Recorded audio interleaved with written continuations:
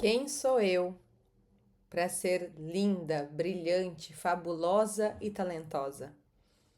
É óbvio que tem alguma coisa errada. Alguém vai descobrir, eu vou ser desmascarada. Em algum momento eu vou ser chamada em uma sala e eles vão perceber que eu não merecia estar na posição que eu tô. Eu não merecia esse cargo, eu não merecia o amor, eu não merecia essa amizade. Em algum momento eu vou ser descoberta.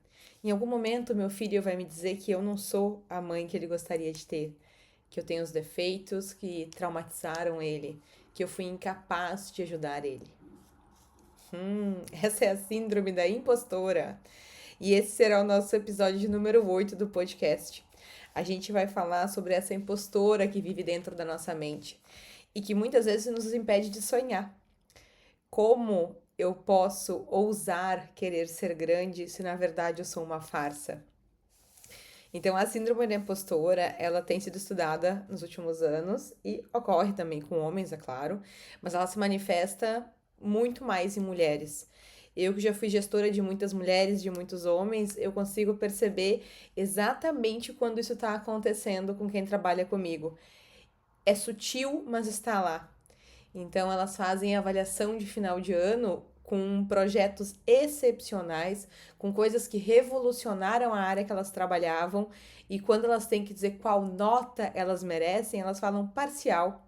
Não terminei o projeto do jeito que eu gostaria de terminar. Elas fizeram coisas que nunca foram feitas antes, que são transformadoras, que são visionárias. E na hora de se avaliar, elas não conseguem dizer nem que atingiram o objetivo. Elas não estão se olhando nem como atendendo a expectativa. É parcial, eu não atendo a expectativa. E elas entregaram o excepcional. É isso que a síndrome da impostora faz com a gente. Eu lembro que para mim, na minha jornada, ela apareceu muito com aquele sentimento de gratidão e sorte pelas coisas que eu tinha conquistado. Então eu pensava, olha o milagre de eu estar fazendo uma faculdade. Eu nunca imaginei fazer uma faculdade e ganhei uma bolsa para cursar engenharia, 10 bolsas no estado. Eu sou uma das bolsistas. Eu lembro que esse discurso que me colocava nesse patamar de talentosa, de pessoa que tinha conquistado algo, na minha cabeça, com a minha pequenez, ele não fechava. Então eu pensava que a qualquer momento eu ia perder aquilo que eu tinha conquistado, porque eu não era merecedora. O meu tamanho é pequeno, eu não sou capaz de fazer coisas grandes. E aí eu lembro que esse medo de perder a única oportunidade que eu teria na minha vida, porque é óbvio quando eu vou ter mais outras oportunidades, porque o que aconteceu aqui é um milagre que eu não esperava, não combinava com a cultura do esforço que eu tinha na minha mente. Porque eu vim de uma linha familiar onde o esforço era muito físico. Fisicamente a gente se esforçava e era muito duro para conseguir as coisas. Então, o esforço mental, ele era um privilégio. E o esforço mental, ele não chegava a ser esforço de verdade. Porque eu lembro da minha família ambicionar ser essa pessoa que trabalha somente com a mente e que não precisa se esforçar tanto com o corpo. Então eu cresci ouvindo isso. Pessoas que trabalham com a mente têm uma vida mansa, uma vida sem esforço, não tem mérito. Eu lembro de ouvir muito isso, tipo, o mérito do esforço físico ele é muito maior que o mérito do esforço mental. Então eu que com o meu esforço mental tinha conseguido uma bolsa na faculdade, eu pensava, esse mérito é pequeno, esse mérito não é grande. Então eu não tenho mérito. Então em algum momento eu vou ser desmascarada e eu vou perder tudo isso que eu conquistei. Então vocês notam que a síndrome da impostora, no meu caso, ela vinha por essa cultura do esforço físico. Mas no caso de cada uma das pessoas, ela vem de um lugar diferente. Então pode ser que você tenha alguém na família que desbravou coisas e que mudou a realidade da família em algum aspecto. Essa pessoa é vista como um titã dentro da família. Para comparar as tuas entregas com o que essa pessoa fez no passado é muito difícil. Ou então você vai trabalhar em um lugar onde as pessoas que estão ao teu redor têm uma história de vida muito mais sofrida que a tua. E aí, quando tu te compara, tu vai dizer, não, mas eu não passei por todas essas coisas. Eu não paguei esse preço para estar aqui. Eu não tive tanto, de novo, esforço, né? para chegar nesse lugar. Então, a síndrome da impostora, ela é multifatorial. Cada uma das pessoas tem uma crença raiz, uma crença que faz com que essa síndrome desperte. Mas, basicamente, o que ela diz dentro da nossa mente é: eu não sou merecedora desse lugar. Eu serei desmascarada em algum momento. Como que isso acaba afetando, né? E aí eu vou usando os meus exemplos aqui, talvez de pessoas que trabalharam comigo, para que vocês consigam identificar se vocês têm essa síndrome instalada dentro da tua forma de pensar. No meu caso, como eu achava que eu sempre estava atrás das oportunidades que eu recebi, então eu recebi uma oportunidade e eu sempre fui muito mais jovem do que as pessoas que estavam no mesmo patamar salarial e de cargos que o que eu estava. Eu ouvia isso dos meus gestores, é uma oportunidade, tu tá ganhando experiência, tu não tem ainda o que tu precisa para estar sentada aqui. E eu acho que eles tentavam fazer isso de uma forma para me motivar, para que eu aprendesse. Só que a minha síndrome da impostora ouvia: eu não posso errar. É uma chance que eu vou ganhar. Eu não vou ter uma segunda chance. O cavalo montado só passa uma vez na tua frente, né? Então, isso virou um transtorno de perfeccionismo. Então, eu não podia errar. Eu tinha que estar 100% do tempo alerta. Porque se eu não tivesse alerta, eu perderia a bolsa, eu perderia a vaga de emprego, eu perderia a promoção. Então, esse estado de constante alerta virou essa síndrome da perfeitinha. Mas o que foi a consequência disso para mim? Eu me esforçava num nível sobre-humano em todas as oportunidades que eu tive. Então, durante muitos anos, eu dormia 3, 4 horas por noite. Porque eu achava que eu tinha que compensar aquela falha que eu tinha, aquela falha que fazia com que eu não fosse merecedora da posição que eu estava. Então, o que aconteceu nas minhas relações, né? Como eu trabalhava muitas horas e minha inteligência emocional era quase negativa, porque eu não dormia. E aí todas as pessoas eu julgava com essa mesma régua. Então, se os meus colegas não tivessem esse nível de esforço que eu tinha, eles também não eram competentes. Eles tinham que também ter aquela quantidade de horas. E aí isso vai destruindo os relacionamentos que eu tinha ao longo da minha carreira, que eu tive nesses primeiros anos da minha carreira. Então, olha que interessante, eu estava no meu cérebro reforçando a minha crença inicial de cultura do esforço. E eu estava passando essa crença por onde eu caminhava, por onde eu tive as minhas experiências profissionais. Por isso que quando a gente está falando de síndrome da impostora, é tão importante a gente tentar entender qual é a forma de pensar que a nossa cabeça tem, que desperta, que dá o gatilho da impostora. Porque isso se reflete não só no passado, no que tu tem dessa voz interna na tua cabeça, mas a forma como tu constrói as tuas relações no futuro também. Então, para mim, o não dormir, o ficar mais horas no trabalho do que eu deveria, eu deixar muitas vezes de almoçar, de ir ao banheiro, isso era uma forma de eu mostrar o meu valor, de mostrar que eu não era uma impostora naquele lugar, porque eu estava reforçando a minha cultura do esforço físico, do esforço braçal. E aí, se a tua síndrome, né? Se o teu gatilho ele for uma crença, por exemplo, diferente dessas minhas, que pode ser da hierarquia, do ascensão financeira, ou então da beleza, mulheres que vêm de uma linhagem, às vezes, onde tinha alguém que era muito bela, e não precisa ser sua família, tá? Pode ser uma amizade no colégio. Essa crença, esse gatilho, ele é importante que seja identificado, porque você vai tentar ficar reforçando isso, porque a gente sempre tenta reforçar aquilo que nos é conhecido. Então, esse primeiro ponto de atenção que eu quero que vocês reflitam é: essa sensação que eu tenho, que eu não sou merecedora, que eu vou ser desmascarada, que eu não mereço estar onde estou, qual é a crença raiz que eu tenho instalada ali? Qual é a crença que eu tô sempre tentando reforçar? A minha era do esforço físico. Ainda existe, tá? Mas hoje eu consigo identificar ela. Então, isso é muito importante, tá? Qual que é a raiz? Esse é o primeiro ponto que eu preciso que vocês reflitam sobre a síndrome da impostora que talvez esteja instalada dentro da sua mente. A segunda coisa que eu quero que vocês reflitam, então, é o resultado. Então, o que isso está gerando no teu ambiente, né? Como que tu está compensando esse teu sentimento de não estar pronta. No meu caso, como eu falei, era esse perfeccionismo que eu buscava. E aí que acabou afetando numa baixa inteligência emocional, porque eu me torturava. Os meus dias, eles eram torturantes. Então, a forma como eu penso, qual que é a raiz e qual que é o resultado disso? O que eu tô fazendo para compensar esse sentimento que eu tenho de não ser valorosa o suficiente?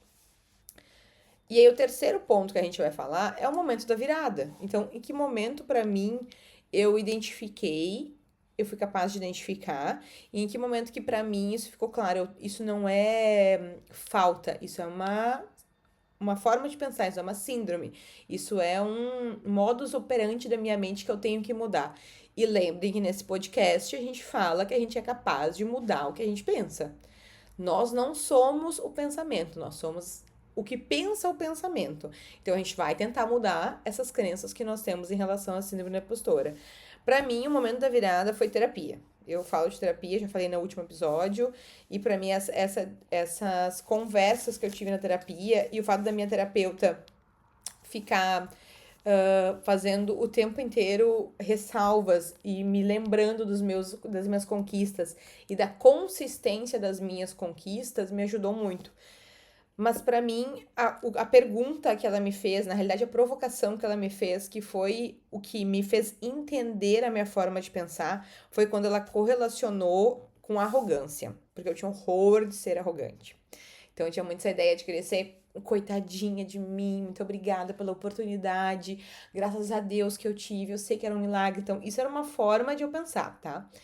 E aí, quando ela me disse, na verdade, tu tá sendo extremamente arrogante, porque tu acha que todos os gestores que te deram oportunidades, todos os sistemas que foram feitos de prova, tu fez uma prova para ganhar a tua bolsa, todas as pessoas que estão ao teu redor são burras.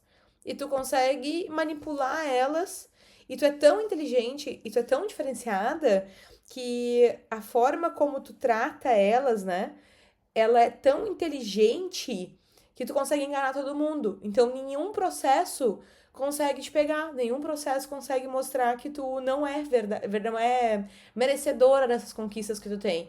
Ela falou, como tu é realmente acima da média, porque tu conseguiu enganar um sistema inteiro nos últimos 15 anos. E essa provocação dela, até agressiva, né? Nesse sentido de dizer, olha como tu tá te falando que tu é diferente dos outros, que tu é mais que os outros. Isso foi o que me tirou daquela zona de defesa. Eu falei, não, eu não acho que as outras pessoas são burras. Ela falou, mas é isso que tu tá falando. Que todo mundo que passou por ti não era capaz de identificar que tu era uma farsa. E olha que interessante, porque essa da arrogância também serve para quando a gente se sente vítima de alguma coisa. Porque se eu me sinto vítima o tempo todo de uma situação, se eu sou fruto do acaso, quer dizer, e eu acho que comigo tudo é pior e eu sofro e eu não tenho poder, isso também me coloca numa situação de arrogância. Porque quer dizer que eu sofro mais que os outros. Se eu não tenho poder, se eu sou uma coitadinha, se eu sou um ratinho escondido no meio do mato, um pobre bicho, isso quer dizer que eu não tenho. Comparado com as outras pessoas, o meu patamar é pior, eu tenho menos oportunidades. Então a vítima, ela tem um pouco desse tom de arrogância, de achar que sofre mais também. E a arrogância sempre foi uma das coisas que eu tentei evitar na minha vida. Então, essa provocação da minha terapeuta, o meu momento da virada, foi no momento que eu comecei a falar dentro da minha mente: eu sou humana. Se eu sou humana, eu tenho pontos positivos, eu tenho pontos negativos. Existem coisas que eu vou conseguir atingir e que eu tenho conseguido atingir. E tem mais outras 300 milhões de coisas que eu não vou conseguir atingir porque talvez eu não coloquei a energia necessária para elas. E essa permissão de ser humana, essa permissão de errar, essa permissão de me comparar com os outros e dizer e sair um pouco da minha bolha foi o que foi o meu momento da virada, de eu não querer ser mais e eu não querer ser menos, eu querer ser só humana. Então, o meu ponto da virada foi me humanizar. E aí é muito interessante, porque eu lembro que foi mais ou menos nessa fase da minha vida que eu comecei a perguntar mais a história das outras pessoas. Então eu me interessei mais pela história dos meus colegas, dos meus gestores, das minhas amigas, e eu vi que absolutamente todo mundo estava tendo as mesmas lutas que eu estava tendo, tinha as mesmas perguntas, tinha as mesmas dúvidas. E isso foi tão curativo pra mim, porque eu comecei a dizer, ok, então não sou só eu, sabe? Eu não tô sozinha. Esse sentimento de pertencimento foi o que me fez conseguir fazer o momento da virada. E aí o exercício que a gente faz, tá? Que é o meu quarto ponto para mudar realmente o comportamento. Então, primeiro eu tenho esse momento eureka, né? Eu entendo alguma coisa. No meu caso foi me humanizar. Ela tem muito a ver também com a forma como eu vou querer mudar o meu comportamento daqui para frente, tá? Então, eu sempre tenho que perceber como que eu falo de mim mesma, porque a ação, o comportamento é o que vai conseguir me mostrar quais são as minhas crenças. Então, eu lembro que uma das coisas que eu comecei a mudar foi, em vez de pedir desculpa por eu não saber alguma coisa, porque eu tinha muito esse perfil de dizer, sou inexperiente, eu sou mais jovem, eu não tenho ainda a bagagem, eu não estudei num colégio que tivesse essas matérias. Então, eu sempre tinha uma desculpa pra dizer por que eu ia ser ineficiente, por que eu ia ser incompetente. Em vez de falar sobre desculpas, a mudança no meu comportamento depois que eu me humanizei foi eu quero aprender. Eu não aprendi ainda isso, mas eu sou capaz de aprender. Eu sou muito boa de aprender. Na minha última conversa de carreira, me perguntaram isso, quais eram as áreas que eu gostaria de trabalhar. E eu respondi, eu sou capaz de trabalhar em qualquer área, porque eu sou capaz de aprender. Mas eu gostaria de uma área que me desse um estilo de vida X. E aí o que eu discuti com os meus gestores foi estilo de vida, qual era o formato de trabalho que eu gostaria e não áreas que eu seria ou não capaz de fazer, porque eu realmente acredito na capacidade do meu aprendizado. Acredito que eu vou ter uma curva, mas eu acredito que eu vou aprender. Então, trocar as desculpas que eu tinha sempre na ponta da língua para justificar a incompetência por curva de aprendizado foi uma das mudanças de comportamento que eu tive. A segunda coisa a gente tem que reforçar a nossa história. A gente tem que ser capaz de enxergar um padrão na nossa história.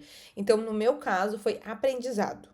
Então, quando eu olhei para minha história, eu falei, eu fui capaz de aprender coisas difíceis, eu fui capaz de mudar a minha forma de me comportar, eu fui capaz de dar saltos em termos de desenvolvimento, tanto pessoal quanto profissional. Então, a minha história, ela tem muitos marcos de aprendizagem. É muito importante que a gente se fundamente em si mesmo. Então, que a gente consiga dizer quais são os marcos que estão presentes, os ciclos que estão presentes sempre na nossa história. E para isso, é treino, é como que tu fala sobre si mesma, como que tu tá contando a tua história. Isso você pode fazer em vídeo, você pode fazer uma carta e começa a contar a tua história e ver que figuras tu tem ali. Tu tem uma figura de uma heroína, tu tem uma figura de uma vítima, tu tem uma figura de uma pessoa arrogante. Então, tenta entender quem que é essa persona que tu conta na tua história. E nós não somos contadores de histórias muito confiáveis, né? Quando a gente fala sobre si mesmo. Então, quando a gente começa a contar essa história, e é muito interessante porque a gente faz muitas vezes, quando a gente tem um workshop, vai conhecer um grupo, a gente tem que falar sobre si mesmo. Eu adoro ouvir a forma como as pessoas contam a sua história. E eu tive uma experiência muito interessante nas minhas últimas semanas, que eu fiz uma sessão dessas de se apresentar. E uma das colegas que estavam junto comigo, ela contava a história dela com muito sofrimento, mas com muito sofrimento. E ela ficou muito emotiva enquanto ela contava a história dela. E eu olhei para a história dela e falei: nossa, ela teve muita oportunidade legal que eu adoraria ter tido. Até, tipo, ela contando como se fossem coisas muito tristes, eu fiquei até com uma pontinha de inveja, sabe? Pelas experiências que ela teve. Então, ela enxergava as experiências dela todas como tortura. E depois ela veio conversar comigo, porque eu, na verdade, tinha uma história muito mais pesada que a dela de vida. E eu contei a minha história de uma forma alegre, como se eu tivesse curtido a jornada. Porque é assim que eu quero falar de mim mesma. No final, ela veio conversar comigo. Ela falou: como que tu faz isso? Ela falou: porque eu te ouvi falando. Ela falou: e tudo parece que tu pensa que tem solução. Eu falei: não, porque tem solução. Porque eu já achei solução para vários problemas. E aí ela falou exatamente isso pra mim. Ela falou assim: eu, depois de me ouvir e eu te ouvir, eu percebi que eu não tenho essa forma de pensar. E aí eu até escrevi pra ela em alguns post-its umas dicas de livro e podcasts que eu acho que são legais ela ouvir. E eu falei exatamente pra ela: a gente muda a forma como a gente pensa, a gente muda a forma como a gente conta a história sobre si mesma. Foi tão interessante porque nós duas era como opostos. Ela contando uma história que não era tão sofrida, com muita dor, e eu contando uma história cheia de baixos, de uma forma muito motivada e alegre. Então, acho que ela também sentiu a mesma coisa que eu senti, só que ao contrário, sabe? Porque isso a gente pode fazer, a gente pode mudar o nosso comportamento, a gente pode mudar a forma como a gente fala sobre nós mesmos. E aí, o que que a gente vai. E aí, o que é importante vocês saberem, tá? De tudo isso que eu falei. Então, a forma como eu penso, a raiz do meu problema, o que que isso impacta na minha vida, qual é o mecanismo de compensação que eu crio, qual que pode ser o momento da virada pra você, tá? E aí você vai ter que trabalhar com terapia, com escrita curativa, conversando com alguma pessoa que seja um mentor pra você, pra ter esse momento da virada. Mas a primeira coisa é identificar se você tem a síndrome ou não, e aí depois a decisão de mudar o comportamento. Tudo isso é pra dizer que a síndrome da impostora, a forma de pensar de não merecimento, é uma coisa que fica enraizada na gente. Eu trabalho isso desde 2018, tá? Então, vai aí 8 anos que eu estou tentando me curar da forma como eu penso. 2018 foi o ano que eu decidi que eu ia curar a minha cabeça. Desde lá eu estou nesse processo.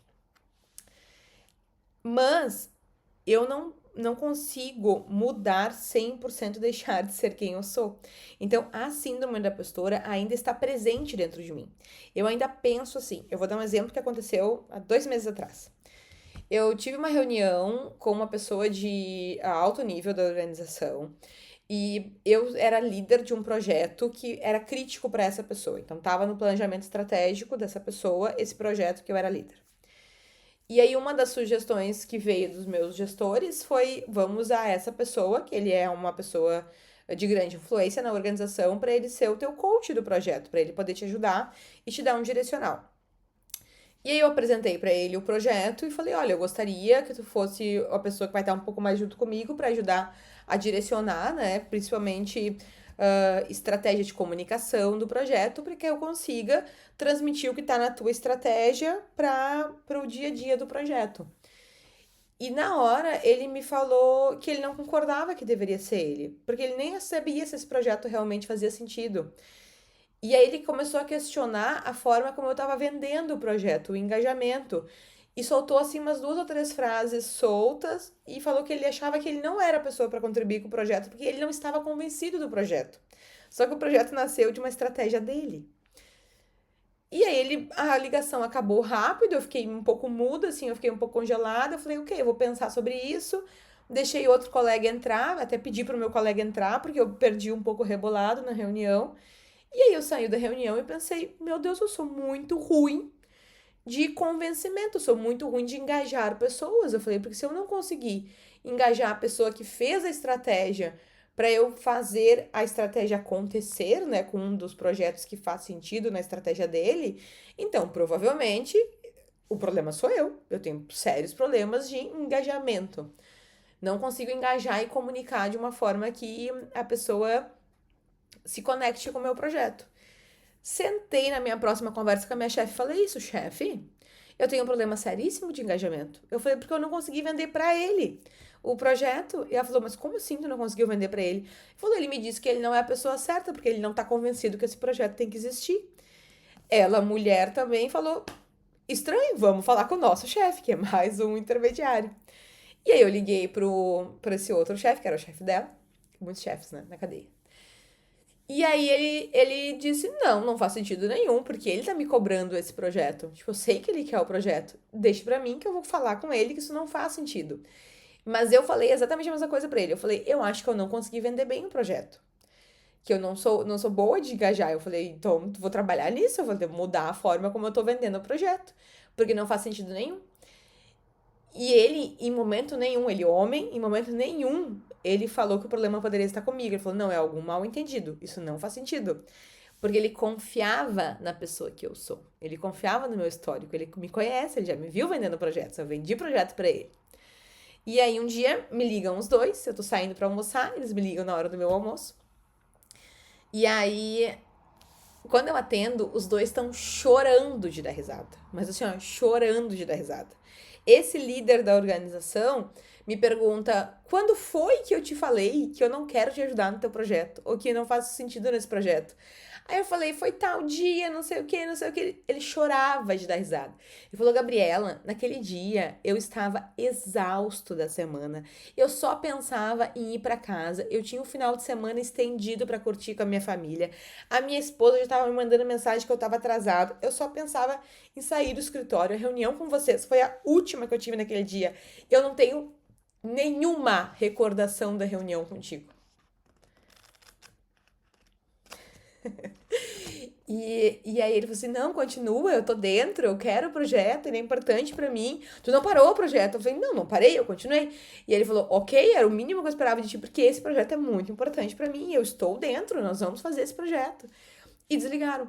Quando eles desligaram a ligação, eu fiquei pensando exatamente nisso. Eu falei: foi a minha impostora que não pensou que poderia estar um problema com ele. A minha impostora pensou que o problema estava 100% comigo. Então, é isso que eu queria contar pra vocês, que apesar de eu saber tudo que eu sei sobre a síndrome da impostora, ela tá instalada na minha forma de pensar. Então, é importante que a gente faça esse ciclo, que é o tema de casa de vocês, de pegue uma história onde a tua síndrome da tua impostora apareceu, escreva a frase que a síndrome da impostora falou. A minha falou: eu não sou boa de engajamento de projetos. E depois vai aos fatos. Quantos projetos, Gabriela, criatura de Deus, tu já vendeu, tu já implementou em várias esferas? Não faz sentido essa afirmação. Não faz sentido nenhum histórico baseado na minha experiência. E depois, qual que é a nova narrativa? Alguma coisa aconteceu, porque não tem a ver com a minha habilidade de vender projetos. Então, pegue uma história onde a síndrome da impostora apareceu. Qual foi a frase que a tua impostora falou? Quais são os fatos que vão contra o que essa impostora falou? E aí, qual vai ser a nova narrativa que você vai fazer? Porque essa nova narrativa vai te permitir ter plano de ação e vai te permitir ver quais são os próximos passos e não ficar bloqueada, como Sônia, do jeito que eu fiquei depois da minha reunião com o meu gestor. Então, ela tem cura a síndrome da impostora? Nos meus 8 anos eu não achei ainda a cura, mas existe uma forma da gente manter ela um pouco mais controlada. Essa minha situação foi uma situação extrema. Ele era um líder que eu não sou acostumada a ter reuniões, então era muito fora da minha rotina. Então, hoje, para mim, acontece nesses momentos de situações extremas. Não acontece mais no meu dia a dia. Então, eu consigo passar um trimestre sem ter nenhum caso desses. Mas quando é uma situação muito fora da minha realidade, ela acaba acontecendo. Mas o importante foi que quando eu tive a reunião com eles, eu percebi isso. Eu falei: foi a minha síndrome da impostora. E olha como ela tá aqui ainda, vou ficar mais alerta. Então, desde então, eu estou alerta para que não deixar ela me dominar. Então, o tema de casa de vocês é fazer esse exercício. Lembrar uma história, como que a impostora falou na cabeça, quais são os fatos que contra-argumentam essa impostora e qual que é a nova narrativa que você vai fazer. Para encerrar o episódio 8 sobre síndrome da impostora, eu quero ler um texto para vocês que mexe muito comigo, porque ele é exatamente sobre esse sentido que a gente tem de achar que a gente não merece as coisas. Ele é um texto de Marianne Williamson e eu quero que vocês reflitam sobre ele, porque a gente merece se ver dessa forma. Nosso maior medo não é sermos inadequados. Nosso maior medo é não saber que somos poderosos além do que podemos imaginar. É a nossa luz, não a nossa escuridão, que mais nos assusta. Nós nos perguntamos: quem sou eu para ser brilhante, lindo, talentoso e fabuloso? Na verdade, quem é você para não ser? Você é um filho de Deus. Você, pensando pequeno, não ajuda o mundo. Não há nenhuma bondade em você se diminuir, recuar para que os outros não se sintam inseguros ao seu redor. Todos nós fomos feitos para brilhar, como crianças brilham. Nós nascemos para manifestar a glória de Deus dentro de nós. Isso não ocorre somente em alguns de nós, mas em todos nós. Enquanto permitirmos que a nossa luz brilhe, nós, inconscientemente, damos permissão a que outros façam o mesmo. Quando nós nos libertamos do nosso próprio medo, nossa presença automaticamente libertará os outros. Te vejo na próxima semana. Se você gostou desse episódio, curte, comenta, me conta nos meus directs como está sendo essa experiência. Encaminha para alguém que você acha que merece se livrar da síndrome da impostora ou pelo menos reduzir ela ao máximo. Te vejo semana que vem. Tchau, tchau.